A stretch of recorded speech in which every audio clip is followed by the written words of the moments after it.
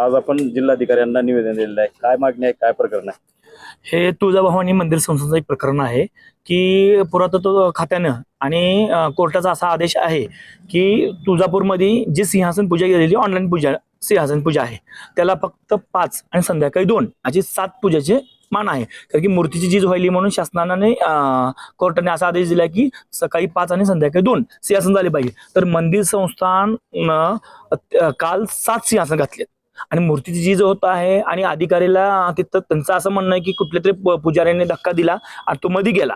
हे असं तर होणं शक्य नाही, कारण की त्याची भांडे तर मोठी मोठी असतात आणि त्याची पावती आहे रात्रीच्या सिंहासनची, ती सकाळी सिंहासन घातले गेले. त्याचं काल 6 ते 6 सिंहासन घातले गेले आणि अभिषेक पण फोनवर एक्स्ट्रा जे ऑनलाईन बुकिंग म्हणते त्यांनी ऑनलाईन बुकिंग म्हणतात, पण जास्त हे पण सोडले जाते. अभिषेकाला पण लोक सोडले जाते तुमच्याकडनं. वारंवार मंदिर संस्थांकडनं हा सिंहासनची जसं हे जे सिंहासन जे आहेत ते मुख्यमंत्री साहेबांना जर करायचं असेल तर ऑनलाईन केल्याशिवाय कुणाला होत नाही. तर हे कुणाच्या आशीर्वादानं, कलेक्टर मॅडमच्या आशीर्वादानं होत असं आणि ह्याच्यात गोरगरीब सिक्युरिटी गार्डवर ही कारवाई केलेली आहे. आमचं असं म्हणणं आहे की सिक्युरिटी गार्डवर नको, ते कुणाचा फोन आला त्याचं CDR DVR चेक करावं आणि तहसीलदार मॅडम सहित सगळ्यांवर कारवाई होणार मागणी हवी अशी आम्ही मुख्यमंत्रीला, पालकमंत्री साहेबांना व जिल्हाधिकारी साहेबांना अशी मागणी केलेली आहे.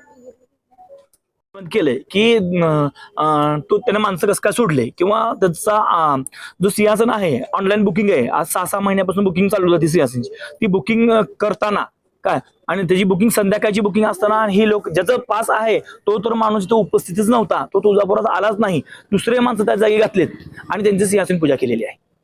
आता तुम्ही जिल्हाधिकारी साहेबांना निवेदन दिलं, साहेबांनी काय तुम्हाला आश्वासन दिलं की मी ह्याच्यावर वैयक्तिक सगळं लक्ष घालून कठोर कारवाई करतो. मी त्यांना साहेबांना एकच म्हणलंय की आम्हाला थतुरमधूर किंवा एखाद्या गोरगरिबावर सिक्युरिटी गार्डवर कारवाई नको. ह्याच्यात वरनं खालीपर्यंत कोण आहेत आणि अशी माणसं कुणाच्या आशीर्वादानं सोडली जातात, तहसीलदार सहित सगळ्यांच्यावर कारवाई झाली पाहिजे, ही माझी प्रमुख मागणी आहे.